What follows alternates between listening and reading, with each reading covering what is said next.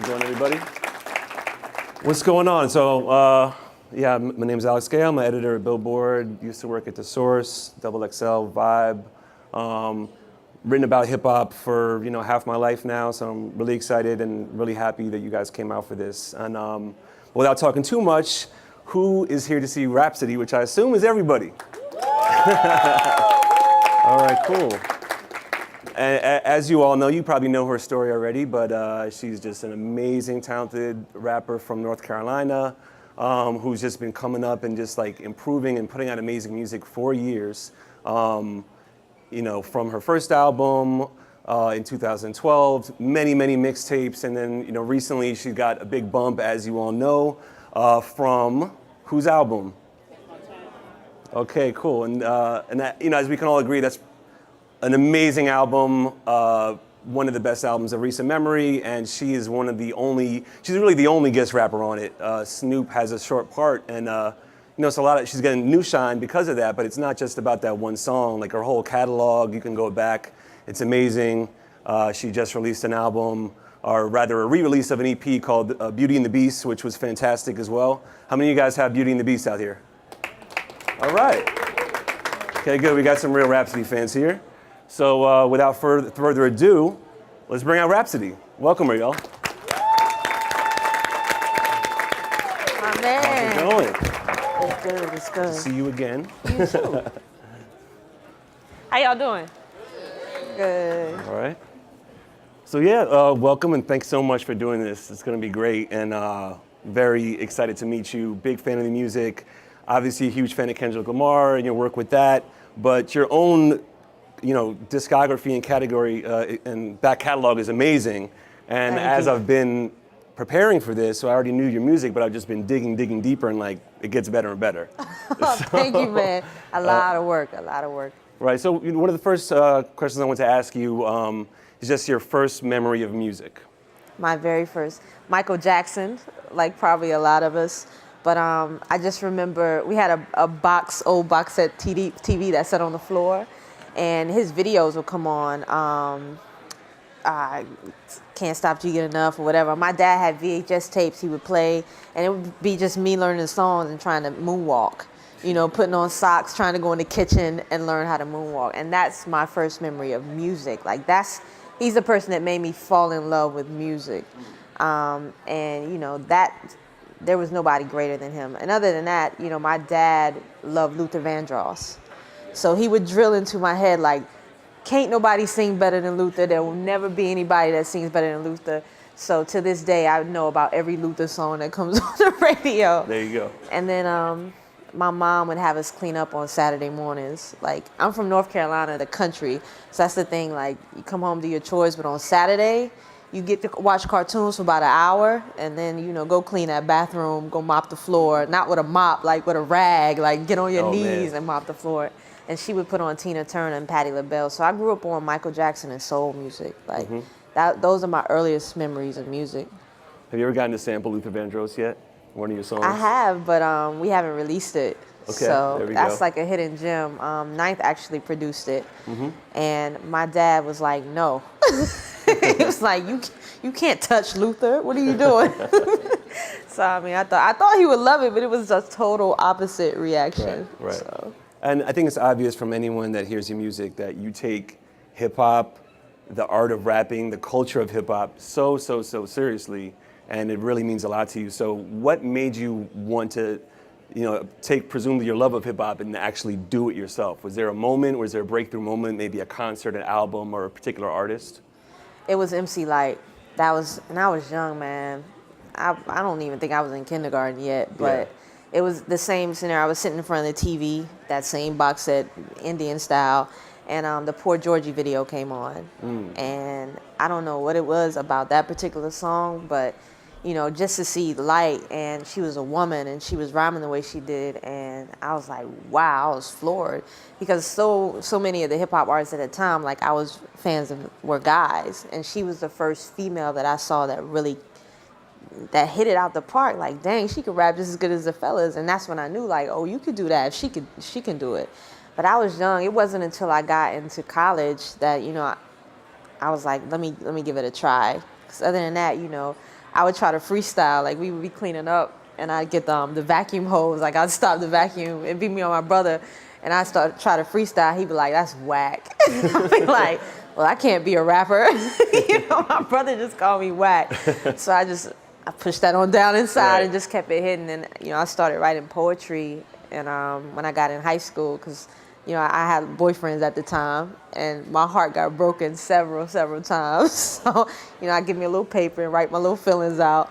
And that's how I started writing poetry. And then that just turned into lyrics in college. But MC Light, Poor George. What does your brother think now? Man, he's excited. Like I go home, he's in the Army. He'd be like, "Yo, when I get out, can I be your hype man?" He's like, "Yo, I could do that." And I'm like, "Yeah, I got you." But nah, like he's very proud. Like it's really dope. One thing I forgot to mention in the intro is, as everyone here knows, you are signed to Jamla, the label from Ninth Wonder, the legendary producer behind classics from Jay-Z, Little Brother, et cetera, et cetera.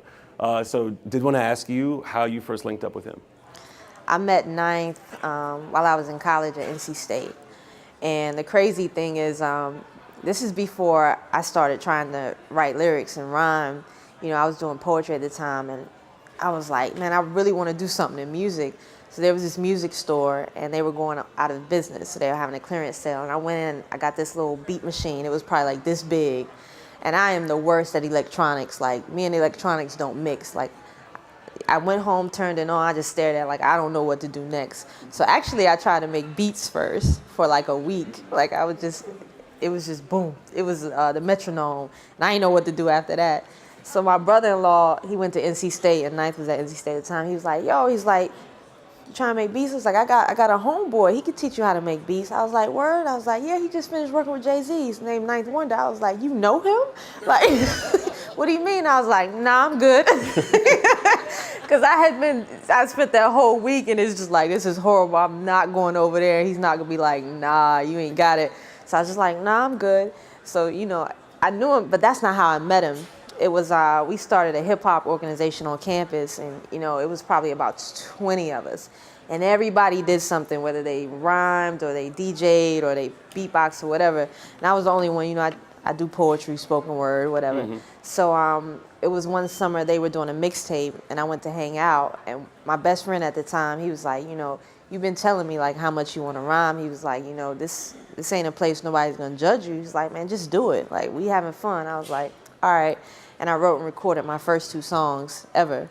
And I'd say that was July. In October, Ninth came to talk to our organization.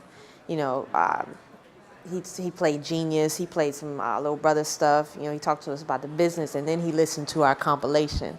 It's about 20 of us in the room. Oh, man. I found the farthest, darkest corner I could, and I sat in it. And I was like, Jesus, he didn't play me on the beats, but he about to play me on these rhymes. Like, he's not gonna like this. I thought my voice didn't sound good or whatever. And it's crazy. Like when it played, he kept saying, "Take it back." Take it back again, take it back, take it back. And they played it like 5 times, and I'm like, man, what is going on? Like, my palms are sweaty. That's like the Eminem song, you throw up spaghetti. Like, I was about there. That was me. I was like, oh my God. I was probably pale in the face. Yeah. And, he was like, he looked at everybody. He was silent for a little bit. He was like, that's your star. And I was like, wow. He was like, you got a dope voice. He was like, you just got to work on, your cadence and flow. But he was like, you got it. And that's how I met Ninth. And we've been rocking ever since. Like, he took me under his wing, and I signed with him in 2008. Never looked back. That's amazing. Yeah, wow, that's crazy. Like the thing that you hear that happens that actually hardly ever really happens. That's amazing. Also, you were raised a Jehovah's Witness, and I think it's interesting. A lot of people don't know a lot about that particular sect of Christianity, and just wanted to ask you how it affected your music and your upbringing. Wow. Well, I come from a really big family, and when you're Jehovah's Witness, we don't celebrate Christmas, we don't do Halloween, like we don't do any holidays. And it's the thing where you don't really associate yourself with the world or anything secular. But, my mom was a Jehovah's Witness, and, all my aunts on her side, but my dad, he didn't have a particular religion, though he's spiritual. So, I wasn't like, some of my cousins who had both parents that were Jehovah's Witnesses, and they couldn't play sports, they didn't join the band, anything like that. Like, because my dad wasn't a Jehovah's Witness, you know, we kind of had that good balance in the house. So, you know, I had a spiritual foundation to stand on, but at the same time, I had some leniency where, you know, I could play sports, and, you know, if I dropped out of band, but I could play band. The band instructor put his mouth on my clarinet. I was like, no, not following up with that. I quit the next day. That's all it took. But when that slobber, no. Yeah, you have to slobber the reed. Yeah, you know what I'm saying? I was like, really? I did it for a year too. I know. Okay, you feel me? So, you know, that was how my home was. You know, we didn't celebrate Christmas, but, you know, I never felt like, you know, I was left out because we would get all year long. So, you know, that's what it was. It wasn't a thing where, you know, I felt left out or different. Like, I was just glad I had that balance. And, you know, I guess how it affected the music was, you know, one, I was kind of shy to let my mom hear my music. And my dad still fusses at me about this day because I curse a little bit, just a little bit, you know. So I think if anything, but other than that, like it didn't affect the music at all, you Cool. know. Yeah. The great thing that I liked about being a Jehovah's Witness for me was just it was made up of so many different nationalities and races and different people. And so, you know, I wasn't sheltered in that aspect. Like, you know, my best friend growing up was a little white girl. So, you know, when we talk about race and things that's going on today, like, you know, I know like all people aren't racist, you Right. know. And from that perspective, it just changed my worldview where, you know, I see everybody as individuals. You know, Right. yes, we're all different colors and I see color, but at the same time, I see you as an individual too. Right. And I respect you. I come in with respect first. So. Well, that's a good segue because I wanted to ask you about Hard to Choose, which if you're a Rapsody fan, I assume most of you guys have heard that song, which is just so incredible. And it speaks so honestly and clearly about race in a way that not many songs do. Forget hip hop songs, like any song of any genre, it's very rare to hear a song that's just so honest and so reflective. You know, there's a line in there, when you look in the crowd, the minority's never white. I appreciate y'all, but I'm lying if it don't bite. I wanted to ask you about that line and just where it came from and, you know, your thoughts behind it. Yeah. I remember when Knife made that beat, and that actually Knife came up with the concept. He was like, you know, I want you to rap about, you know, things that are hard to choose from, you know, this or that.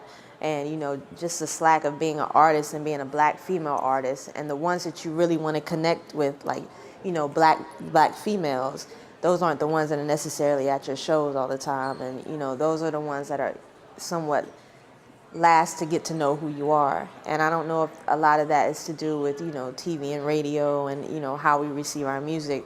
But, you know, it seems like a lot of times it'll be younger white kids that know more about hip hop history than black kids. And this is a conversation that me and Knife talk with. You know, he's a professor, and he's a professor at North Carolina Central, which is a historically black college. And, you know, he'll be like, these students come in, it's like, because I'm black, you know, I don't need to learn about hip hop. I am hip hop, I know hip hop. But it's the white kid that knows way more about the history of it.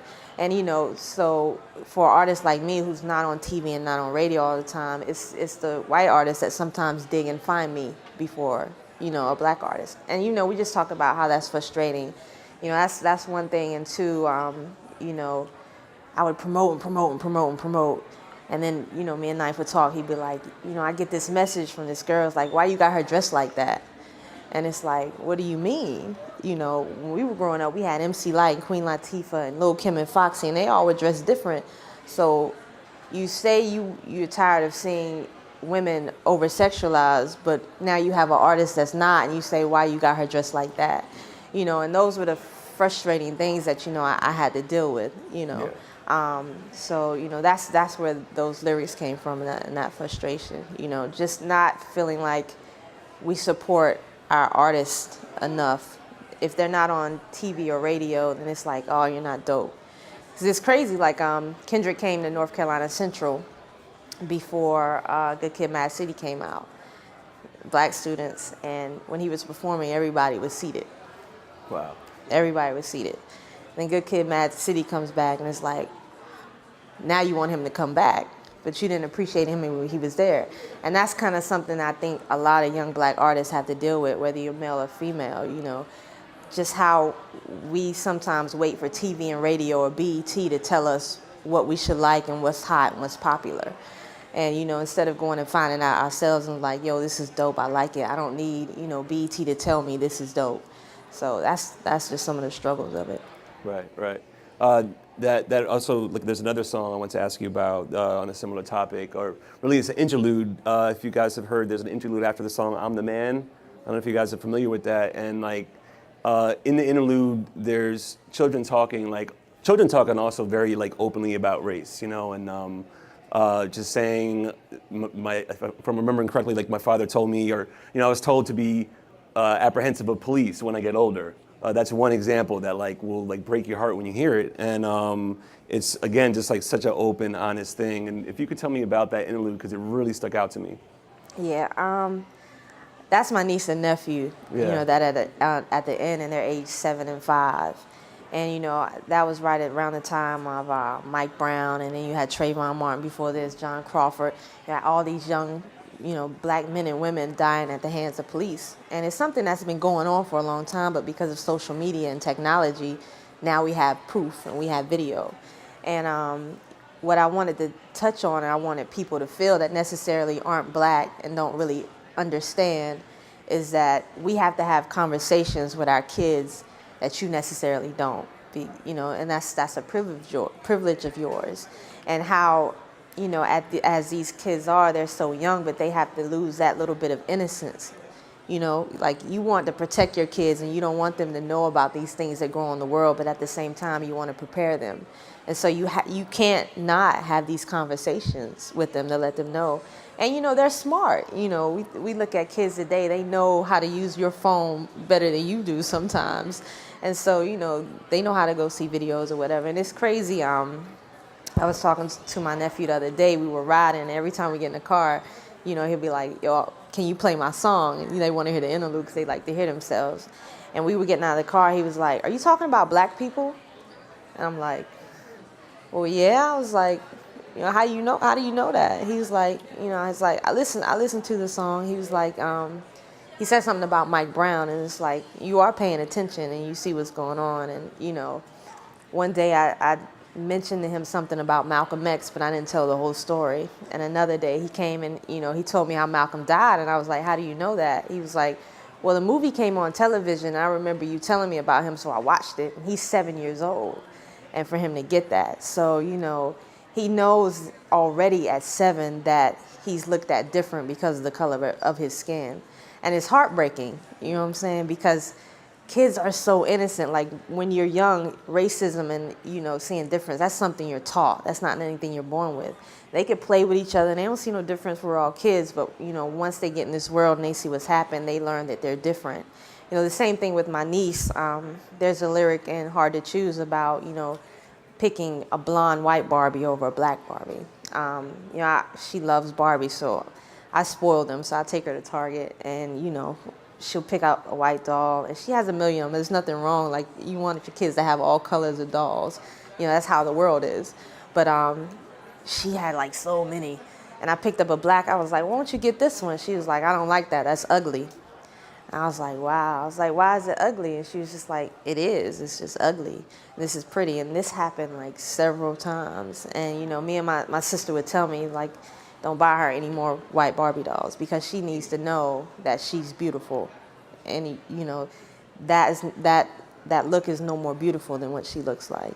And she finally has it now. But, that just shows like the world they're in. They pick it up so easy. She's 5 years old, and she's already having, these problems with her image where, I'm not pretty enough. My hair is not straight enough. I'm not light enough. Blue eyes and blonde hair, that's beauty. So, that's my job, man. That seems to be a theme of your work. And I did want to ask one more question before we get to an audience Q&A. Your first album was called The Idea of Beautiful. Then the new project, Beauty and the Beast, and that relates to the song you did with Kendrick Lamar, Complexion. There's sort of a running theme in there. Did Kendrick reach out to you, do you think, specifically because he knew that you kind of had this background of like writing about this and that you could address this topic the right way? Yeah, I definitely think it was, calculated. I met him for the first time in 2011, and we've always, had a good relationship, been fans of each other. So, he knows my music, and of course he knows that I know all of his. But yeah, man, I heard the story was that he was in South Africa when he came up with the concept in Cape Town. And he would walk out and, he would see all these different complexions. And nobody was, acting stuck up or whatever. Everybody looked at each other like, the same and treated each other the same. And he thought that was beautiful. And it was something that he didn't see a lot of here in America. So, I saw him yesterday. We didn't get a chance to talk about it, but that's where I heard the idea came up. And he called Ninth actually when he was in Africa. I was shooting a video, but he told me, he's like, I got this concept I want to get Rapsody on. And, but I definitely think, being that he knows the music and he knows, that's definitely something that I talk about. And just as respect as artist, that's why he reached out. So, cool. We're going to open it up to some audience questions. How you doing? I'm from LA. Okay, West Coast. Thank you. Pleasure to talk to you. I just want to ask, do you think that it is an additional challenge for artists who have a message in their music to be heard? Yeah, well, it definitely has been, but I think it's going to become easier because I feel like there's a shift going on. You know what I mean? And I guess, too, it depends on you. Like, where do you go to find your music? I think for a lot of the older generation who work and, they're not necessarily on the internet all day, and when they get home, they don't feel like digging to find music, it's going to be harder for them to go find an artist that they like. Where, us younger generation, we don't necessarily need radio. We live by iPods, so we are our own DJs. And, we have streaming services now. We have Apple Music. We have all these other streaming music. So we can go find music and be introduced to new artists a lot more easier. So I think, with technology, it'll change. And I think that's part of the reason we're having this shift where you have artists like Kendrick Lamar and J. Cole going platinum, where you have somebody else who's on the radio all day and on TV all day. They're only selling 100,000 records. And that's because, that just goes to show, like, you don't have to, no longer do you have to have, like, a radio hit or be on TV every day to be successful. People connect with music now, and they have the ability to go find the music they like versus waiting on radio and television to tell them what's dope. So I definitely think there's a shift going on. So I think it'll be a lot easier, but it has been definitely a climb in the past. So. That's encouraging to hear. Yeah, man, stay at it, man.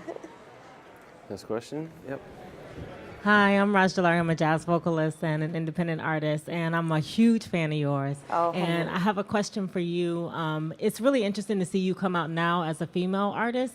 Do you feel like you have more control as a businesswoman? And what are your plans for yourself, like, controlling your art and controlling your business and controlling the Rapsody brand going forward? Do you see that you have more opportunities now, and do you feel more inspired as a businesswoman?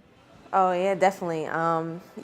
When I signed with Ninth, and one reason I signed with Ninth, and I wouldn't want to sign with anybody else because he knew me as a person, and he knew what my brand was, what I wasn't going to change, and that's what I respected about him. And we always said from day one that we always wanted control of our music. That's the most important thing. And, to go from where I was when I first met him to now, and we not have, like, everything we do is organic. We don't have publicists and anything. So, to make it to the BET Hip Hop Awards and to make it on an album as monumental as To Pimp a Butterfly, and, to be here and to be on sites like Billboard and to do that all by yourself, it's like, what do I need a label for now? You know what I'm saying? And what the good thing about internet is, it takes that middleman out where I have direct connection with my fans. Like, I don't have to go through anybody to talk to you and to get to you. So, technology and everything definitely makes it easier. If I had came out in the 90s, I think it would be different because, you needed a major label to get out and to get, to get your brand out and get you out to the people. Where now with technology, we have the control. That's why you have Chance the Rapper who won't sign to a major label. Why does he need to sign to a major label? He's been doing it on his own. He's not on TV, he's not on radio, but he is killing the game. And, that just shows, like, I have control, and I'm going to keep that control, too, because that's the only way I can protect my art. So when you do, even if I decide to go into a label, I have a lot more leverage to go in with, you know what I'm saying? So. Hey, Rapsody. I was about to say, I know you. What's up, girl? Yeah, I can't. I'm still wearing the Rapsody T-shirt you gave me. Oh, you back got in an Durham, original. You yo. need to frame Return that. of the B girl, yo. That's Very from rare. the 2011 Mac Miller tour. Yeah, yeah. I And, still got a lot of those I could sell. yo, you need to sell them, Johns, yo. Should have brought some. And I'ma there's another give 'em away. T-shirt that I wore is I Am Rap, and Oh, like wow. this like really like large white man at Comp USA tried to freestyle like because he saw the shirt and thought I was like a rapper. I was like, nah, it's my Rhapsody. But I ran that T-shirt to the ground. Like it's I had to cut the sleeves off. It's Really? I wore it all the time. I got to see another. I got a lot of those left too. Yo, and I also wore my Duke hat, national See? championship That's 40. why I rock with you. That's what I wore. That's Coach So K. anyway, I'm sorry guys, I'm rambling, but I'm from North Carolina as you are, from Greensboro, and I'm here now in New York. And how do you make that transition from like the small town, just trying to hustle a little bit, to the transition that you made now, which you're just like all over the place? Like how do you do that as an artist and as a person transitioning to a larger city and a larger venue? Wow. I have to answer that from the artist because I still live in North Carolina. Yeah, I haven't moved. I'm not going to move. The thing about North Carolina is it's not like a big city like LA. Like I can still go out and nobody will bother me. Even if they recognize you, they'll be like, "What's up?" And that's it. Because it's God, sports, family, and then you might get music. Like they don't be caring like that. So North Carolina is cool. Like that's an escape place. But I don't know. I guess it depends on the individual, and your personality type, no matter where you grow up at. I think I got the hit when I went to college. Because I was telling somebody earlier, like my hometown of Snow Hill, the population, I don't know now, but I know when I was growing up, it might have been like 2,000 people. So there are high schools bigger than my whole city that I grew up in. So everybody knew everybody. I was popular at school, class president, prom queen, homecoming queen, but I knew and I hung out with everybody. Like, I don't care who you are, what you did, cool or not. Like, I go sit at the lunch table and we chilling. Like, that's the kind of person I was. So then to go from there to a slightly bigger city of Raleigh, and to go to this big university where, it's just you. So, that's where I kind of got it, So it was nothing then, like, just go with the flow. I think that's all we have time for, but That's it? Okay. Thank y'all. thanks for coming.